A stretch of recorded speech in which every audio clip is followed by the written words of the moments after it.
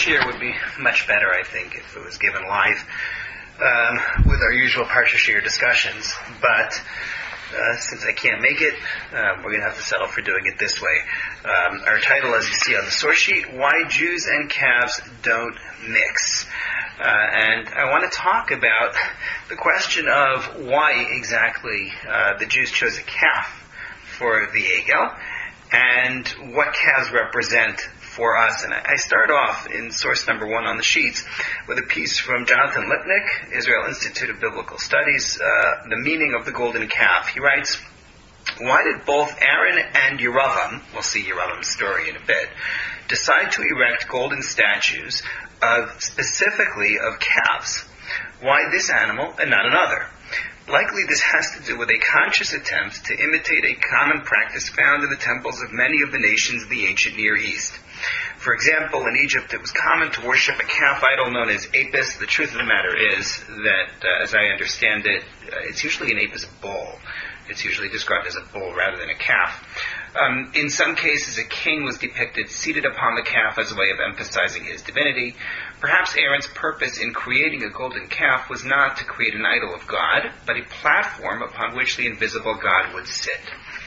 So, the point that Lipnick makes is not unique to him. The idea that maybe the calf was a common symbol in worship in Egypt, and in fact we'll see a similar idea a little bit later from the Malbim. It would make sense if the calf came from the Erev Rav, right? There's a common idea that those who were central in worship of the Egel and worship of the golden calf were actually the Erev Rav, Egyptians, and others who joined on to the Jewish people. So it might make sense that they would take an image they were familiar with already. I hear what he's saying. I think it's difficult. For starters, because as we're going to see, Aaron says to the Jews, Chag LaHashem HaMachar. There's a holiday for God using the name that we associate with Hashem, Yud, He, Vav, and Hey. He doesn't say it's a Chag for Apis or anything similar in the text. And in truth, it could be that Lipnick is sensitive to this by saying that perhaps it's a platform upon which the invisible God would sit. Maybe. But fundamentally, I think it's difficult to suggest that the Egel is intended to invoke an Egyptian god. It's also difficult when you realize we had already been told, Lo Sazuniti, you're not supposed to be making forms of gods, you're not supposed to be making images of silver and gold. So what was this? What exactly was the decision about when they chose a calf? Now, you could ask the question legitimately of, well, did they choose a calf or did the image come out on its own? And that's a tricky question. It depends who you ask. If you take a look at source number 2, this comes from Parshas Kisisa, from our Parsha. It's the initial account of the creation of the Egel. Vayar ha'am ki voshesh Moshe lared ez menahar. The nation saw that Moshe was late or was delayed coming down from the mountain. We'll have to come back to that word Boshesh a little bit later. Vayikahel ha'am al Aharon, and they gathered upon Aharon. Notice the term al Aharon, upon Aharon. It suggests some level of aggression. We're going to come back to that as well. Vayamru elav, and they said to him, Kum aseh lanu Elohim. I wasn't sure whether to say Elohim or Elokim on the source sheet, because on the one hand we take this as idolatrous, on the other hand there are other sources that suggest it was an attempt to join something with God. So I hedged my bets and wrote Elokim and wrote afterwards Chol, in parentheses, Chol meaning mundane, because I'm not sure whether this is actually meant to be Elokim or Elohim, but in any case, they said make something for us, a powerful being, a deity, something. Asher Yachul Lefanenu, to go before us. Because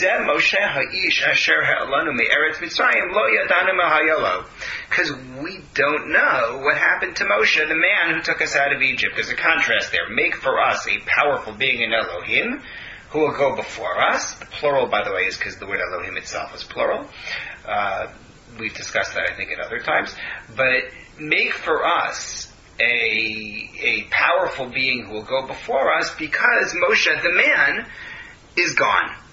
We lost him. Okay. So, Vayomer Alehem Aharon. Aaron says to them, bring me the gold rings from the ears of your wives and your children. And they brought their own gold rings to Aharon, from which we get the idea that the women refused to participate, because it sounds like the men are the ones who approach Aharon. From the fact that he tells them, go get from your wives and children, it sounds like the males are the ones making the approach. But they bring their own gold rings. Incidentally, of course, we also see here that they had gold rings. That jewelry was not exclusively to females. But in any case, the gold rings are brought to Aaron, and now look what happens. Vayikach miyadam, he takes the rings from their hands. Vayatzar oso bacheret. Vayatzar oso bacheret is an odd turn of phrase. You will recognize the word cheret from the Chartumim, the magicians in Egypt. He does something, and I'm not going to go into what it is, but he does something here to form the gold. Vayaseyu egel masecha. And he makes it into a molten calf. Pausing there, it sounds like Aharon actually chooses the form. And so I have my question. Why did he choose a calf? But it's not quite so clear, because you take a look at source number 3, which is the basis of something that I think you're probably familiar with. When Aharon recounts to Moshe what happened, he says to Moshe, Vayomer Aaron, Al yichar af adoni, my master, please don't be upset.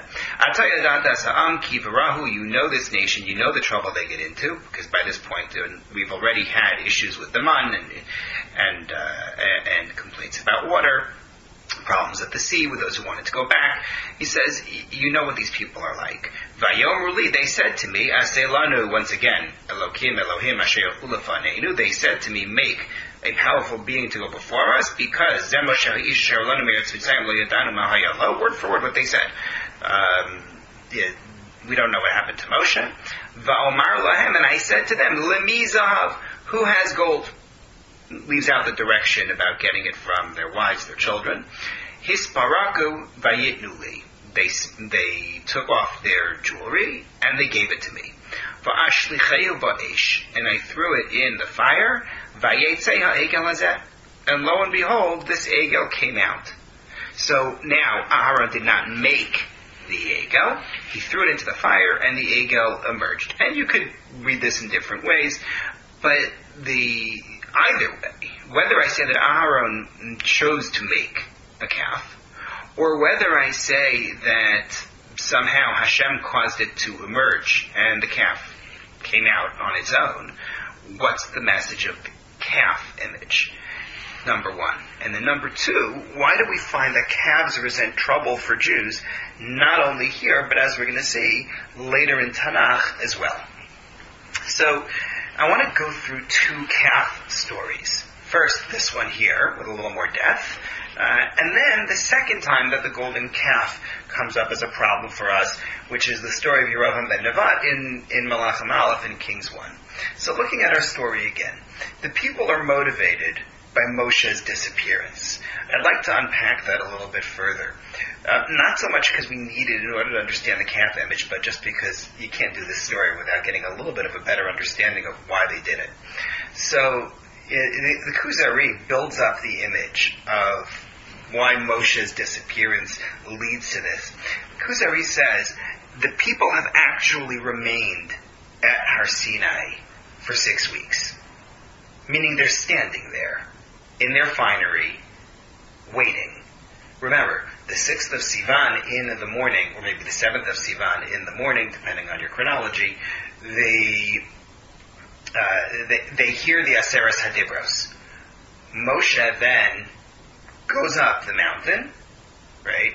Maybe that day, next day, Moshe goes up the mountain, leaving instructions, which we'll read in a moment, saying, if you need anything, you have Aaron and Hur to work with, and then he's gone. And they're standing there, day after day after day. Presumably, go back to the tent at night, I hope. But day after day, they're just waiting. Now, you'll say to me, but wait a minute, don't they know 40 days? Maybe. Maybe not. Take a look at source number 4, please. Look there. This is the end of Parshas Mishpatim. At what Hashem tells Moshe and what happens and what the people know when Moshe goes up the mountain. Vayomer Hashem el Moshe. Hashem says to Moshe, this is after the Aseret HaDibros, after the Ten Commandments.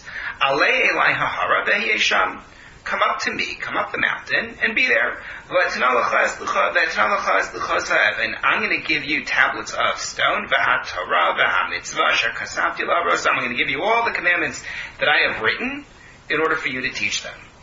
Moshe and Yoshua get up. Moshe goes up the mountain. And he says to the elders, wait here until we come back. And he says, Aaron and Hur are here for you. Remember, well, I'm going to leave out Hur. Hur is important in his own right, but not for right now. Aaron and Hur are there. Whoever has any issues, Yigash Aleim, go to them. Vayam Moshe al-Har. Moshe goes up the mountain. Vaychas Hanan az-Har, and the cloud covers the mountain.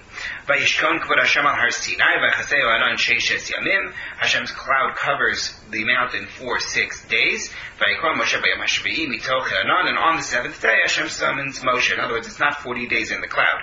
It's 33 days in the cloud. Umarei kvod Hashem ke'esh chelas b'rosh hahar leinei b'nei Yisrael. And you still have this fire on top of the mountain before the eyes of all Israel. Moshe enters the cloud. He goes up the mountain. He is on the mountain 40 days and 40 nights. It sounds like the 40 days includes the week before he gets to go into the cloud itself, and that's the way the standard chronologies all accept it. But what do the people know at this point in terms of Moshe's time frame? The text says at the end, Moshe was on the mountain 40 days and 40 nights, but that's not addressed to the nation. They aren't given a time frame. The inclination that I have in reading the pasuk and reading these psukim is to say that in fact they don't know how long Moshe is supposed to be gone, which of course seems to fit that read of the Kuzari. Now, the truth of the matter is that there are other ways that this is read. The Medrash does read it that they think Moshe is going to be gone for 40 days, and they make a mistake in terms of their count. They count the wrong number of days.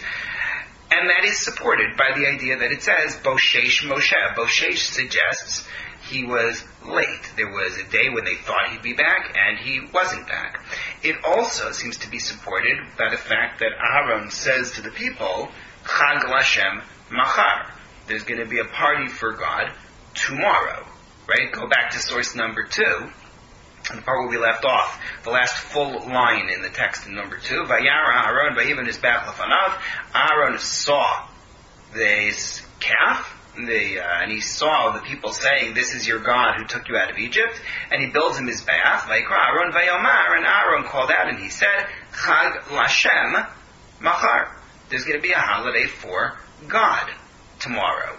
He doesn't say a holiday for the calf. He says a holiday for God. Come back to that later. But he says tomorrow. Why not today? So maybe because once again Moshe was late and he thought if I give him another day he may come back. So you have this and other evidence to support the idea that there was a deadline in fact and that Moshe was late and that that's what took the people, threw them off balance. There are other elements of the text that support that idea. The Vayar Ha'am, they saw something, what did they see, and so on. At the same time, take a look at source number 5, which says that right after the events in source number 2, where the calf has been produced, and Aaron says, celebration tomorrow, Vayidaber Hashem el Moshe, Hashem says to Moshe, Lech Reid, go down, Ki shiches amcha asher ha'alisa me'eretz Mitzrayim, because your nation, which you have brought up from Egypt, has become corrupt. Let me ask you, if Moshe was supposed to go down after 40 days, then shouldn't it just say, Hashem said to Moshe, time's up, go down? The fact that Hashem says to him, go down because the nations become corrupt, suggests that actually there was no such timetable. Moshe was not yet done with whatever he was doing on top of the mountain. And in fact, his stay on the mountain is cut off.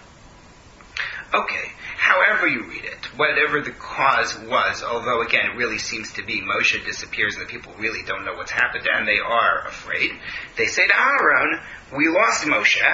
By the way, Aaron, you brought us Moshe, right? So that makes sense to go back to Aaron, aside from the fact that Moshe put Aaron in charge. Aaron was the one who brought them Moshe from the Midbar initially when they were in Egypt, so they say, we need something more powerful, we need an upgrade. So Aaron cooperates. Why did Aaron cooperate? Lots of different views on this one. I'm sure if we were doing this year in person, everyone would be able to throw in all of these ideas. I'm just going to run through them rapidly. One idea, we read the pasuk that said, "Vayikahel ha'am al Aharon." The people were aggressive. They were a threat to Aaron, and Aaron was afraid for his life. But that's hard, because Aaron becomes Kohen Gadol after this. It's hard to think that someone who was scared into Avodah Zarah would be able to become the image of the Mishkan, the representative of the Mishkan, although not impossible.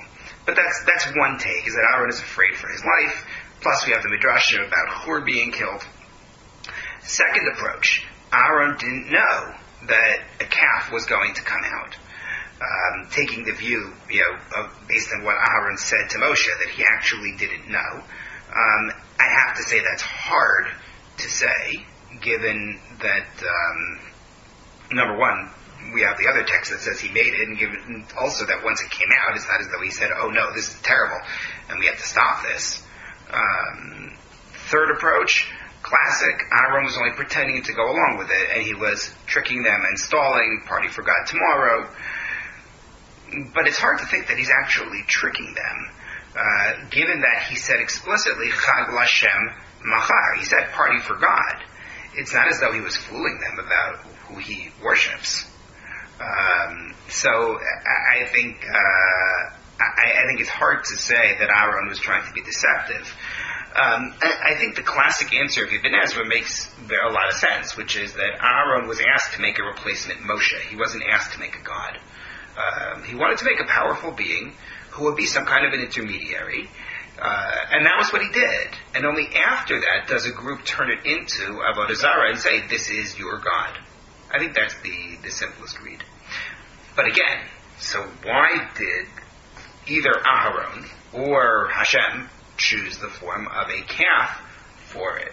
Abarbanel says something very interesting that goes back to what we said in Parshas Truma about the Kruvim, when we talked about the Merkavah, Hashem's throne, having a shore, an ox on it. Take a look at source number 6. He says, "B'chazal amru shebemamad har Sinai ro'u Yisrael hamerkavazos." He says, you find in the Medrash that at Har Sinai, the Jews actually saw Hashem's throne. V'amru, they said, this part is now after, I believe, the Medrash that he's quoting. I don't think this is in the Medrash itself. I think this is his own. Shepnei shor ra'u. They saw the face of an ox, one of the faces on this Merkavah, Keneged Machnehem, opposite their camp, Leficha Chasu Ha'egel. And therefore, they made a calf. I think it's interesting. I think you have to ask then, why they make a calf, not an adult, not an ox? Right? Why did you choose to make a calf? I'm going to go in a different direction, but I am going to address that calf versus ox point before we're done. Okay, that's our first story. The people are afraid. Moshe is gone, whether he is late or whether they don't even know he's late, they just know he's gone. Aaron goes along with this to make a replacement Moshe, and he makes, or God engineers, a calf, and we need to understand why a calf. Then you get the second story, which is really just bizarre. And that is the story of Yeravam ben Nevat. So, Malachim Aleph, Kings 1, chapters 9, 10, are the height of Shlomo HaMelech's reign, the reign of King Solomon. After David, Shlomo takes over, he's wonderful. He builds a Beis HaMikdash, Hashem is with him, everything is great. And then he gets into the various political marriages that he gets into, and the text describes a decline. in Melachim Aleph, in Perek Yud Aleph. And at that point, Hashem says, the kingdom is going to be split between Shlomo's heir, not Shlomo himself, but Shlomo's heir, Rechavam, and somebody else by the name of Yeravam ben Nevat. And here we get, in source number 7, description of the message that Hashem gives to Yeravam ben Nevat through a Navi by the name of Achia Hashiloni. Achia Hashiloni is a very interesting story in his own right. But right now we're going to read his message to Yeravam ben Nevat in source number 7 from Melachim Aleph. Vayiba Isahi, it was at that time. V'Yeravam Yatzami Yerushalayim, Yeravam left Jerusalem. Vayimtzo Achia Hashiloni Hanavi Badarech. Who Yeravam was before this is also interesting, but not where we're going right now. Achia Hashiloni finds Yeravam on the road. V'hu miskasa b'salma chadasha, and he is wearing a brand new garment. Shnehem levadam basadeh, they are alone in the field. Vayispos Achia b'salma chadasha sharalav vayigra'eh shneim asar krayim. Achia Hashiloni takes the new garment and he tears it into 12 tears. The image of garments and torn garments related to the monarchy in Shmuel and Malachim is fascinating, not for right now. Vayomar le'Yeravam, he says to Yeravam, Kach lecha asara kiraim, take 10 of these strips that he has torn. Kichomar Hashem Elokei Yisrael, hineni koreas hamamlacha miyad Shlomo, because so declares Hashem, God of Israel, I am tearing the empire away from Shlomo. V'nasati lecha es asara shvatim, and I'm giving you 10 tribes. V'ashevet ha'achadi yelo, l'man avdi David, one will be his for David, U'leman Yerushalayim ha'ir asher b'charti ba, and Yerushalayim, the city I chose, mikol shivtei Yisrael, from all of the tribes of Israel. And what you end up with is, of course, the split of the Jews into 2 kingdoms. One is Yehuda in the south, which becomes ultimately Yehuda, Binyamin, Shimon as well, and some of Levi. And then the northern part, Yisrael, which is led by Ephraim, and Yeravam ben Nevat becomes its king. Hashem says, why am I doing this?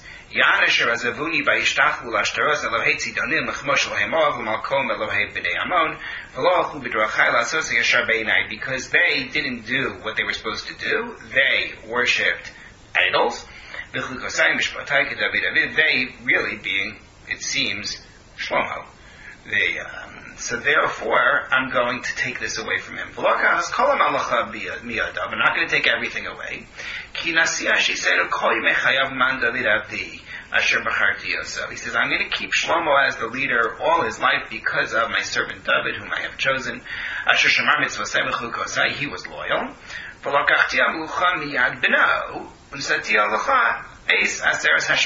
his son, Shlomo's son, Rechavam, I'm going to take it from him and give you the 10 tribes.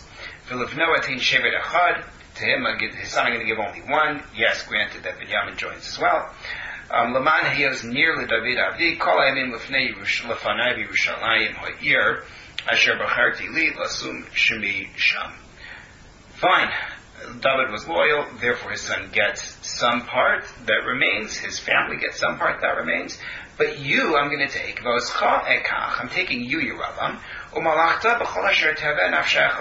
you're going to rule over everything you want. You will be king over Israel. And if you listen to everything I tell you, and you walk in my ways, and you follow my mitzvahs as David did, I am going to be with you, I will build you a bayis ne'aman. Kasher banisi David, as I did for David, I will give you Yisrael. V'haneh ezera David leman zos ach lo kol ha'yavim. He says, I'm going to punish the seed of David for this, but not forever. There's a lot to be said here. In terms of the idea that you're splitting the kingdom and causing what will be really a devastating rift because of one man's sin. This, you have to wonder, how this fits into an overall pattern in which, when we had leaders who were bad, the nation as a whole ended up suffering. I'm thinking Chafni and Pinchas from, as Eli's sons, leading to the destruction of Shiloh and the loss of the Aron. And then Aviyah and Yoel, the sons of Shmuel, who apparently are bad enough to trigger the nation's demand for a king, which Ralbag says, leads to us going into exile. And then now you have Shlomo leading to this split. I think it's fascinating, but also not for right now. The Achia Shiloni is told by Yeravam, just be loyal. You're getting the throne, just be loyal to God, and all will be good for you and your descendants. Okay, and then you go to the next chapter and you find out what Yeravam does. First you get Hashem's message to Rechavam, the son of Shlomo. Rechavam wants to go to war against Yeravam, and Yeravam takes the 10 tribes. Vayidvar Elokim el Shemaya Ishu Elokim Lemor. Hashem speaks to Shemaya the Navi, saying, Emor Rechavam ben Shlomo Melech Yehuda ve'el kol beis Yehuda Binyamin v'yeser ha'am lemor. Go tell Shlomo, go tell the house of Yehuda, Binyamin, the rest of the nation. Kol Amar Hashem, Lo sa'alu v'lo silachamunim acheichem et b'nei Yisrael. Don't go to war with the Jews. Shuvu ish lebeisau. Go home. Ki meitini ya davar hazeh, because this is all from me. This was my plan. Vayishnu es-dvar Hashem, vayashuv l'lachas v'dvar Hashem. And in fact, they did. They went home. They listened to what Hashem told them to do. Good decision. But then we continue, top of the next slide here, with what Yeravam does. Vayiven Yeravam es Shechem b'Har Ephraim. Yeravam builds up Shechem on Har Ephraim, central site in Israel in general in those days. Vayeshiv Bani lived there. Vayetze Misham Vayiven es Pnuel. He built up Pnuel. Vayomer Yeravam. And Yeravam says to himself, Vayomer Yeravam b'libo, Ata tashuv ha'mamlacha lebeis David. The monarchy is going back to David, and we already said that. Hashem said that was going to be true, that he wasn't going to abandon David's house forever. He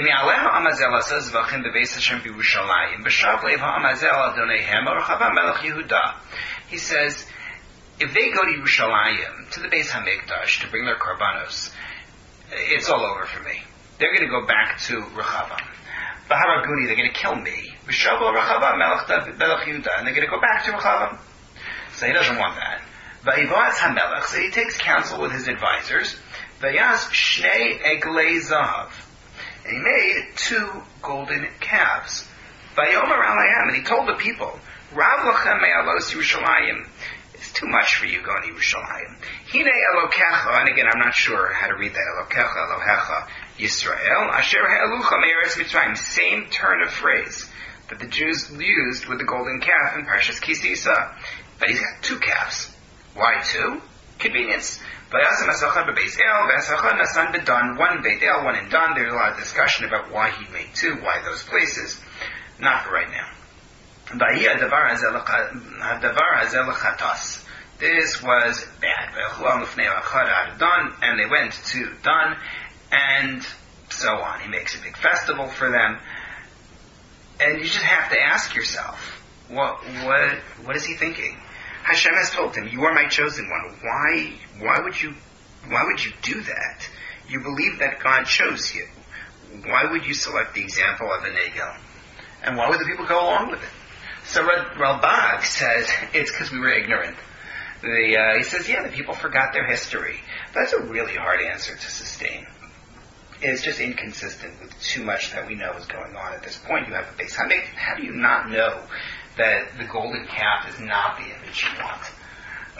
Radak offers a fascinating answer. I brought it on the sheet. Amar he says to them in source number 9. Hello, Aaron Asali Yisrael Egel Lahashras Hashchina Bo B'Makom Moshe Shalo Ayalahem. When they lacked Moshe, so Aaron made an Egel for Hashem to be manifest on it. Gamatamata, so too for you now. She'en lachem makom hashchina shu Yerushalayim. You don't have the place of the Shechina. You don't have Yerushalayim. Nasa egel b'nkomo lashros Shechina bo. Let's make an egel, and we'll be able to have the Shechina be manifest there. So Yeravam says, according to Radak, Aaron did it. I guess this is a good idea. Which, again, didn't you read the end of the story? Don't you know that this isn't a good idea? It's really strange. The Malbim says that Yeravam, and this goes back to what I said to you in the beginning about the invoking Egyptian imagery, The Malbim actually says that Yeravam did it to invoke the Egyptian gods, but then he told the people who were God-fearing there, because some of the people were God-fearing, that it was for the Merkavah, for the image on Hashem's chariot. Abarbanel likes the idea that actually it wasn't for worship at all. Abarbanel writes here in Melachim that it wasn't meant for worship. He chose the calf because the ox is the sign of Yosef. And remember that Yeravam ben Nevat is himself from Yosef. So he does that. Shlomo made gold pillars in the Beis HaMikdash parallel to himself and David, and Yeravam is going to make golden calves because he is from Yosef, who has the ox. Once again, you have to ask yourself, but the Egel is a youth image, not a mature ox. Again, we have to come back to that. Abarbanel also offers another answer a little further along. He says, if you insist that there actually was idolatry involved, I'll tell you that it was modeled on the ox from Hashem's throne, and the ox is a sign of produce and pulling the plow, and specifically a young ox, because it's like the Kruvim in the Beis HaMikdash are of young people. He doesn't go through the idea that the Kruv could be an ox in and of itself. Interestingly, no one who comments on this does that. Okay. So far, we have two bizarre stories, right? We have the Egel in our Parsha, Kisisa, and then we have Yeravam ben Nevat making a double Egel.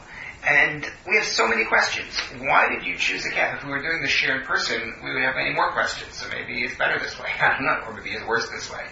But why choose a calf? And if what you're trying to do is emulate an ox image specifically, why did you choose to make a young ox, to make a young calf? What is Yeravam thinking especially? So in order to understand these uses of the Egel, I think we need to understand what it actually represents.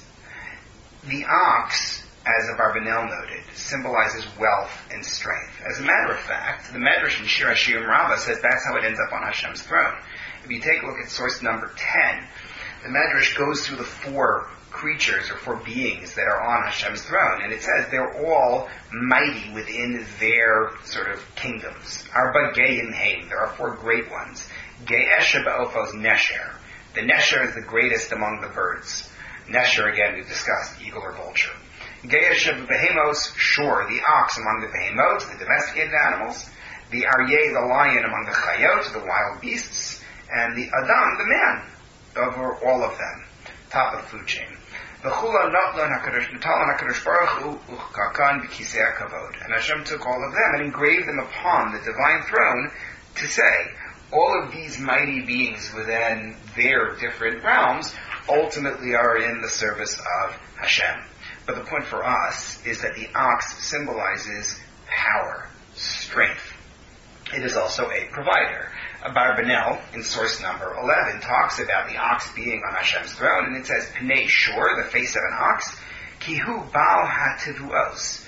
It is the master of produce. Umarba Osam, it increases produce. Kamosha Amar, like the pasuk says, Barat Tuos B'Kalach Shor, great harvest through the strength of the ox, pasuk in Mishlei. You can take that pasuk a few different ways, but that's where we're leaving it right now.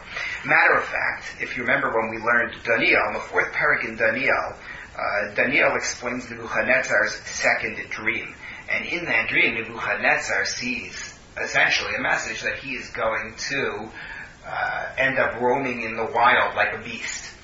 And Daniel, when he describes it, says something that wasn't in the original vision. He says, you will be like an ox. And commentators there suggest he chooses the ox as an image because, again, it is an image of power. The ox symbolizes power. It symbolizes the wealth that comes with the grain. It symbolizes strength.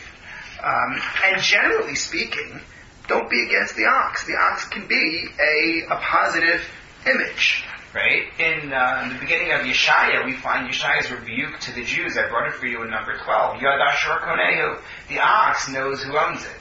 The donkey knows the trough of its owner. There's an image there of loyalty. The ox is the image of Yosef as well. The ox might be the image of the Kruvim. And it's on the Kisei HaKavod, it's on Hashem's throne. The ox is not bad, but making it into an Egel, making it into a young calf, adds an important element of youth, and in a negative way. The youth image is intentional, I think. It's intentional with, certainly with Yeravam. It's something that's intentional, and perhaps with Aharon as well, if you take the view that Aharon made it. Certainly if you take the view that Hashem made it, that it came out, on its own.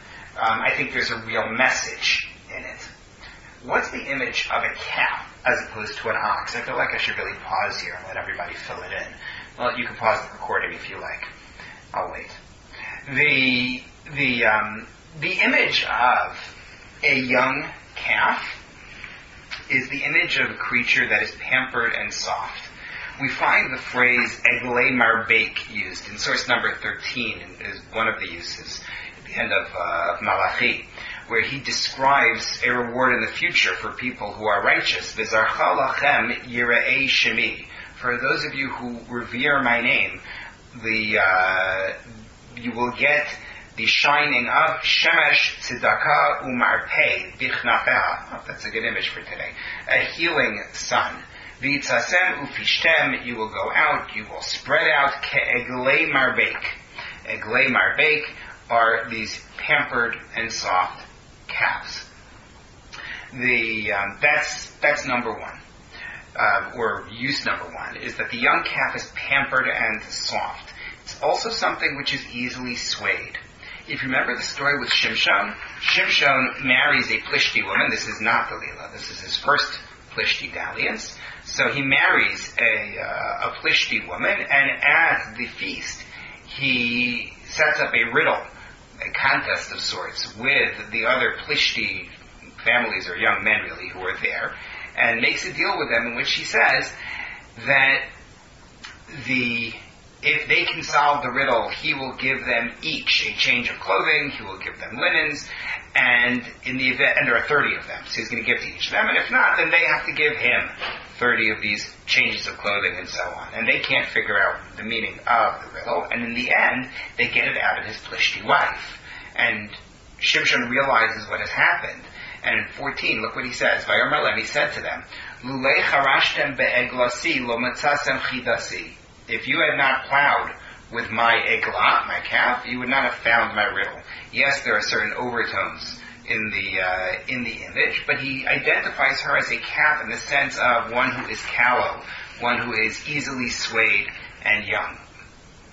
Michal bat Shaul is referred to as an eglah, we think. There's a pasuk in Shmuel Bet, chapter 3, which lists wives of David, and it lists a woman by the name of Eglah, who we're not familiar with, and on the other hand, it doesn't list Michal. And the Medrash says that Eglah actually is Michal, that Michal is called a calf. In one place in the Gemara, they talk about her being called a calf because she is beloved to David. Take a look at this Medrash, though. In source number 15, the Medrash on Tehillim. Why was she called Eglah? Because Eina Mekabeles Ol Al Tzavara. The Eglah, the untamed calf, does not accept the yoke. Doesn't want to be controlled. Michal did not accept the yoke of her father. Her father was Shaul, and he wanted to kill David, and in fact to use her towards that end, and she ended up thwarting the plan of Shaul. She didn't accept the yoke. But the image here that we have of Michal is one who is beloved. That's very much a part of it as seen in the Gemara. One who is royalty and doesn't accept the yoke. In fact, she also, later on, expressed disdain to David. When David dances with the people, she expresses disdain for him. That's beneath royalty. You're getting a certain image of what the Egel is like. Yirmiyahu uses the image to criticize Mitzrayim, to criticize Egypt. Take a look at source number 16, please. Eglah yefefiyah Mitzrayim, keretz mitzafon ba. He warns that an attack is coming on Egypt, but he describes Egypt as Eglah yefefiyah, the beautiful calf. And he continues, Gam sechira v'kirba ke'eglei marbeik. Her hired hands, which are either mercenaries or her nobles. Depends on which commentator you look at. They are ke'eglei marbek, that term that we used before in source number 13, the pampered calves. Egypt and her mercenaries or nobles, they're all pampered and they are lazy, and more, they are vulnerable. I think I'm going to redo the source sheet and send it to you with the translations for the psukim on it, so you'll have that. But the image that we're getting here is that the egel expresses a very negative image of youth. It's pampered, it's lazy, it's vulnerable. All the traits that the ox has that are so good, it's the provider of grain and it's strong, aren't there yet in the youthful calf. One more reference to the calf, Hosea Perek Yud, talks about how we were a trained calf. Take a look, number 17. Mimeha Giv'ah Chatasa Yisrael. He says, since Giv'ah, the story of Pilegesh ben Giv'ah recorded at the end of Shoftim, from that time you have sinned, Israel. Sham Amadu Lo Sasigim Ba Giv'ah Milchama Al Bnei Alva Ba'avasiva Esareim V'asafu Alehem Amim Ba'asram Lishtei Onosam. Hashem says, I wanted to punish them. I wanted to punish Israel for having sinned. And then the key part, Ve'Ephraim Egla Melumada. Ephraim is a trained calf. O Havti Ladush, which loves to thresh. Vani Abarti Al Tzut Savara, Arkiv Ephraim Yacharosh Yehuda Yeshaded Lo Yaakov. I want to lead them to plow properly. And then he gives them instructions, and he says, you should plant with righteousness, you will harvest according to your kindness, you should seek Hashem. But instead, what you've done is you have plowed wickedness, and therefore you have harvested corruption. You can see it all there. By the time I get you the sheet that will be attached with this, when it's uploaded, you will have the translations in English as well, right in front of you. But the message is that you've used your training in corrupt ways. But again, that image of the young calf is important. That's what the image of an egel is. And perhaps that's why Aaron chooses an egel, or the message in the automatically formed egel. It's a young creature. It's a replacement for Moshe, right? Moshe is 80 years old. 80 was old even for them, as seen from the fact that the military age is 20 to 60. Moshe, the old leader, is gone. He's disappeared. Here is something that is young. It is wealthy. It is strong. All the things that they want in God, and that is close to God. But I wonder if it isn't also something that is a message to them. It's a message about their own youth and the fact that they are easily corrupted. It's perhaps a little bit of a warning. But for them, they like it because of the youth. That's what they see. And for Yeravam as well. Yeravam, who is leading a breakaway Yisrael empire. We are powerful. We are young. We're not like the old guard. The house of David by that time is 2 generations in. We're not like the old guard. We are young and we are fresh and we are new, and that's what attracts us. And that's the message Yeravam is trying to convey. Not to be cliche, but I feel like the egel is fundamentally about the idolatry of youth. It's that which could have been strong and could have been productive and could have been full of power for them, the shore, instead becomes an egel. And this is why Jews and calves don't mix. There's much more to be said about this. I feel bad that this isn't being done interactively, but it's the best I'm going to be able to do today. But as a closer, the egel also gives us hope. Having the shore, having the ox as Yosef's emblem makes a lot of sense. Rashi comments in Parshas Vayeshev, I brought it in source number 18, you may remember from when we learned Vayeshev. V'hu nar, right, the description of Yosef, and what gets Yosef into trouble as Rashi reads the story, what gets Yosef into trouble with his brothers, is that he is a nar. And Rashi says, Osem ma'aseh narus, he did things that were immature. Mitaki b'saro, plays with his hair, mashish be'ena, rubs his eyes, nira yafa, did things to make himself look good. I'm not sure about how rubbing your eyes makes you look good. Is it the redness? Is it that I can't answer. But he's doing things that are meant to help him look attractive. That's his youthful way. And he brings the basam ra'ah, speech about the bad conduct of the brothers to his father. Whenever he sees them doing something bad, he tells his father. That's what gets Yosef into trouble. That's Yosef's Egel stage. But when he matures, he becomes the shore, the ox. He does exactly what we said from Abarbanel at the beginning. He provides grain for everybody. Yosef becomes the shore. He becomes the provider. I think the concern with an Egel is not the problem of the wealth of the calf or the ox, really, or its power. Yaakov is going to compare multiple tribes to an aryeh, to a lion. The concern is the immaturity. Maybe there's something to be said about Gur Aryeh Yehuda, the young lion, versus the young calf. I don't know. But I think that the image here is the immaturity of the calf. And the good news about immaturity is that time can take care of that. You can grow out of it.